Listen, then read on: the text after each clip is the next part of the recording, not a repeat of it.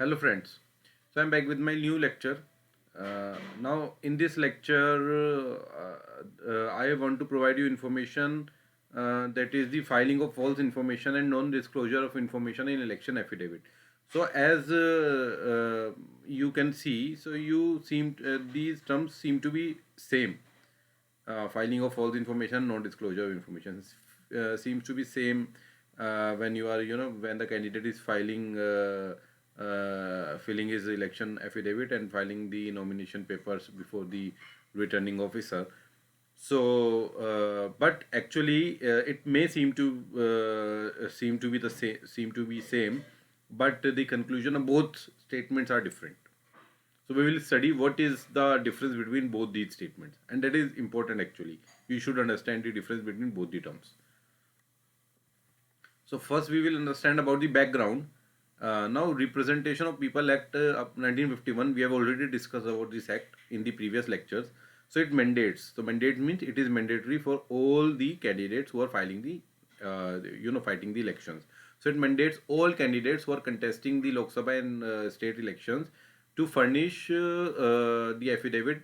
So that affidavit, sorry, so that affidavit should contain the information about the candidate. So it will contain the information like the property of the person, the personal information, the educational qualification, the assets, all these things, immovable, movable, all these assets, and any criminal antecedents, any cases, criminal charges against that candidate.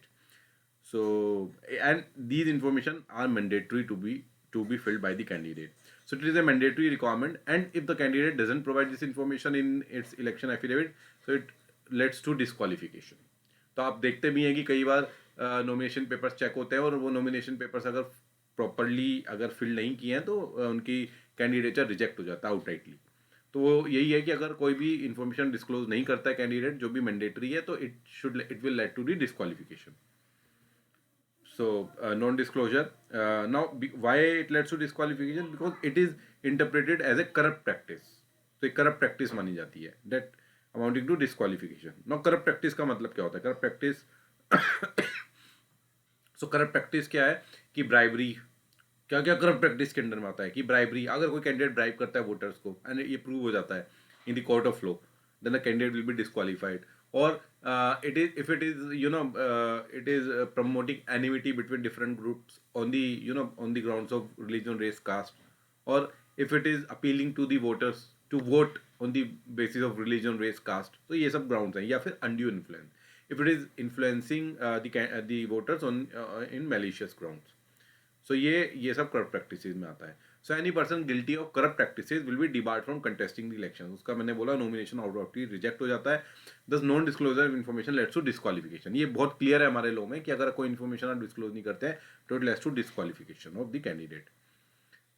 White leads to disqualification simple, जैसे मैंने अभी discuss किया. Now because हमारे Supreme Court ने बोला है क्योंकि corrupt practice लिए माना जाता है क्योंकि वोटर का right to know about the candidate is a it is a fundamental right because it is a part of integral part of his freedom of speech and expression. So that is a fundamental right that voter should know about the all the things about the candidate. So suppressing information about any criminal antecedents creates an impediment to that exercise. सो अगर अगर अगर वो candidate declare नहीं करता कुछ भी ऐसी information जो कि मैंडेटरी है तो it leads to the it creates impediment to the exercise of the right of the voters to freedom of speech and expression. तो उसको इम्पेडिमेंट होता है. तो therefore non disclosure amounts to undue influence and corrupt practice under RPA. तो इसलिए वो RPA के अंदर अनड्यू इन्फ्लुएंस माना जाता है कि इन्फ्लुएंस किया जा रहा है वोटर को बट अनड्यूली, यानी कि इन मेलिशियस ग्राउंड्स पे, यानी कि इन्फॉर्मेशन डिस्क्लोज ही नहीं की है. मान लीजिए फॉर एग्जांपल कोई भी कैंडिडेट है अगर वो किसी एक कॉग्निजेबल ऑफेंस में वो है, if some charges are there and he has done some cognizable offence under which punishment will be of more than 2 years. तो अगर वो डिस्क्लोज नहीं करता तो डेफिनेटली वोटर को नहीं पता चलेगा. नहीं पता चलेगा तो वो हो सकता है वोट दे दे, बट अगर पता चलता तो हो सकता है वोट ना दे क्योंकि ये सब चार्जेस काफ़ी सीरियस चार्जेस होते हैं. तो definitely it leads to due influence and corrupt practice under relevant section of RPA. That is why non disclosure information leads to disqualification automatically.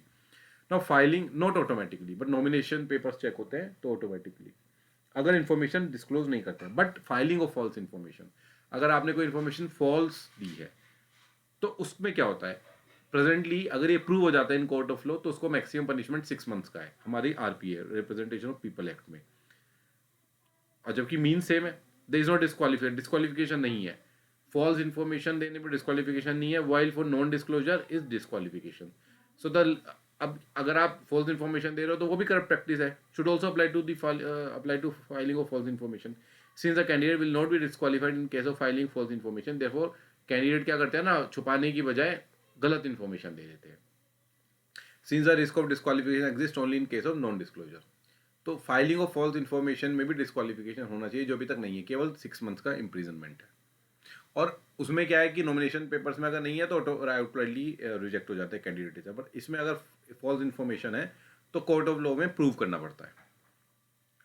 अब मैं ये बोल रहा हूँ कि filing of false information should also lead to disqualification, मैं ही नहीं बोल रहा, इलेक्शन कमीशन भी बोल रहा है कि रेलिवेंट सेक्शन ऑफ आरपीए में अमेंडमेंट करो ताकि filing of false information should also lead to disqualification.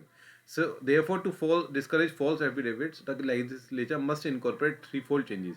तो 3 चेंजेस चाहता है लॉ कमीशन आरपीए में, और इलेक्शन कमीशन क्या चाहता है, first increase the punishment to minimum 2 year, तो अगर कन्विक्शन 2 years हो जाएगा तो डिस्क्वालिफिकेशन हो जाएगा जैसे आरपीए में लिखा है, तो ये चेंज करना पड़ेगा कि 2 years का पनिशमेंट होना चाहिए, 6 months का नहीं होना चाहिए, 2 years का होना चाहिए मिनिमम, मैक्सिमम कितना भी कर सकते हो आप। Second, conviction under this provision should also be ground for, और कन्विक्शन हो जाता है अंडर दिस प्रोविजन कि अगर फॉल्स एफिडेविट में अगर आपका कन्विक्शन हो जाता है तो आपका डिस्क्वालिफिकेशन हो जाए आरपीए में, और ये करप्ट प्रैक्टिस होनी चाहिए।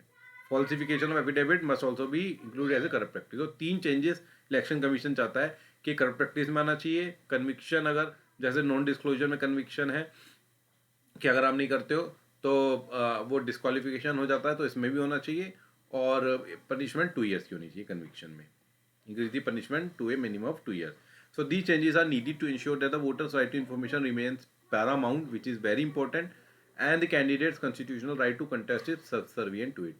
और जो कैंडिडेट का जो राइट है to fight elections, right to contest, is it will be subsidiary to it, सब इसके एक लेवल नीचे होना चाहिए, ठीक है ना, और वो पैरामाउंट होना चाहिए, voters right to know about the right information about the candidate. तो वो तभी होगा जब फाइल्स इन्फॉर्मेशन अगर कैंडिडेट दे रहा है, तो आप देखते भी हैं कि बहुत हमारे एमपीज़ ने और बहुत लोग कैंडिडेट्स ने गलत इन्फॉर्मेशन दी है, जिनके ऊपर अभी भी केस भी चल रहे हैं, रिजेक्ट भी हुए हैं, केस चल भी रहे हैं अभी भी। तो अगर फॉल्स इन्फॉर्मेशन देते हैं तो हमें इसको कहीं ना कहीं डिस्करेज करना पड़ेगा, और डिस्करेज तभी हो सकता है जब हम रेलिवेंट सेक्शन ऑफ आरपीएम में अमेंडमेंट करें और इसको करप्ट प्रैक्टिस घोषित करें, और इसका मिनिमम 2 years कम से कम कन्विक्शन करें, ठीक है। तो ये इंपॉर्टेंट था आपके लिए जानना कि फाइलिंग ऑफ फॉल्स इन्फॉर्मेशन में रेलिवेंट सेक्शन में अमेंडमेंट चाहिए। तो इसके अंदर अमेंडमेंट चाहिए फाइलिंग ऑफ फॉल्स इन्फॉर्मेशन में, ठीक है। तो sorry, so with this I end my lecture. So you should understand the difference between both the terms and what are the provisions in our law which actually differentiate between both the terms.